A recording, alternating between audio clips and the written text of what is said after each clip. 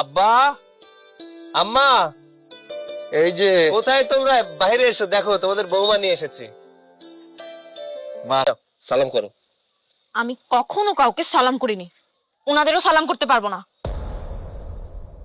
কখনো সালাম করনি তো? সালাম করার তো কোনো প্রশ্নই ওঠে না। মুখ সামলে কথা বলো। তারা আমার বাবা মা। তোমার বাবা মা হয়তো তোমাকে শিক্ষা দিতে পারেনি, তাই তুমি সালাম কর। থাক বাবা, আমাদের সালাম করতে হবে না, আমরা এমনি দোয়া করি তোরা সুখী হ। তোর এই ব্যবহারের প্রতিশোধ আমি স্বামী, স্বামীর সাথে কেউ কখনো তুই করে কথা বলে না, তুমি করে কথা বলবে। আর হ্যাঁ, আজ থেকে এই সংসারে আমি যা বলবো মাথা থেকে ঝেড়ে ফেলে দাও, কারণ এই বাড়িতে তোমাকে দেখতে আসার মতো কেউ নেই, আর কেউ আসবেও না। বাবা মা, কোনো চিন্তা করো না, আমি সবকিছু হ্যান্ডেল করে নিব।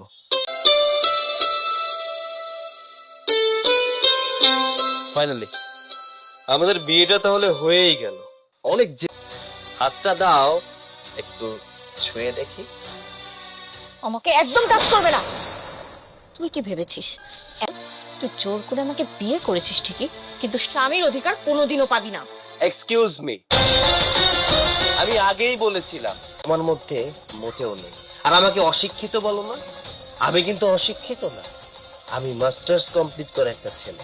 হ্যাঁ হতে পারে তো। তুই যে একটা ছোট লোকের বাচ্চা, তুই একটা গরিব, এইটা তো তুই কোনোদিন চেঞ্জ করতে পারবি না। আমি তোর এই বাসায় থাকবো না, আমি কালকে এখান থেকে চলে যাব। কাপড় ঠিকানাতেই আছো। আর তাছাড়া তোমার বাবাই তো আমার সাথে তোমাকে বিয়ে দিয়েছে। তুমি এখন তোমার বাবার বাড়িতে গেলে তোমাকে তুলবে না, বাড়ি থেকে বেরোতে পারবে না। আর তাছাড়া যেহেতু বিয়ে হয়েই গেছে, তোমার ফ্যামিলির মানুষ আমার মনে হয় না যে তোমাকে দেখতে আসবে বা তোমাকে নিতে আসবে। আমি যদি আমার বাবার কাছে চলে যাই, মানুষ আস্তে আস্তে সবকিছু ভুলে যাবে। আমাকে ইমোশনালি হিট করে কোনো লাভ নেই। তুমি ভাবছো তুমি এই বাড়ি থেকে চলে যাবে, আর ছাড়াছাড়ি হয়ে গেলে অন্য কোথাও বিয়ে দিতে অনেক সমস্যা হয়। হ্যাঁ হতে পারে তোমাদের অনেক টাকা আছে, কিন্তু তোমার বাবার মান সম্মান চিন্তা করে দেখো। তোমার বাবার মান সম্মান বাঁচাবে না এখানে থাকবে, সেটা তোমার ব্যাপার। তুই স্বামীর অধিকার পাওয়ার জন্য এত নাটক করছিস, তাই না? তবে একটা কথা নেই, তোমার জেদ ভাঙতে আমার 1 মিনিট সময় লাগবে না, কিন্তু আমার বাবা মা এটা আমাকে শিক্ষা দেয়নি। থাকো তুমি।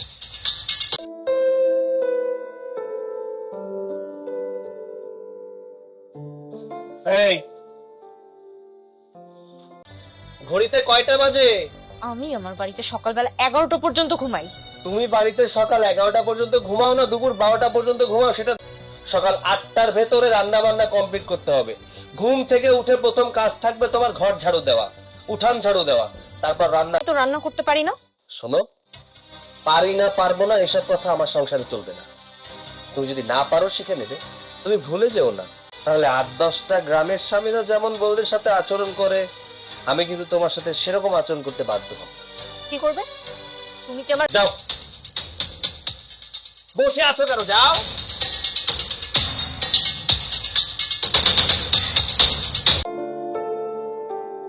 কি ব্যাপার,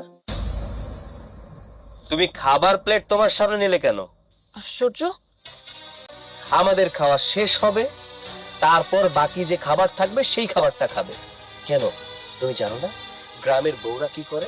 থাকবে সেই খাবারটা খাবে। কথা বুঝতে পেরেছো?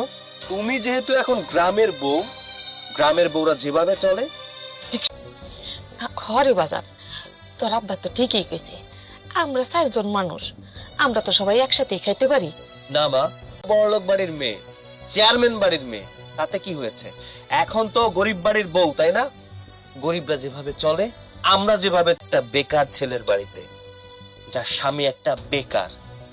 সো এই বাড়িতে থাকতে হলে এই নিয়মেই চলতে হবে।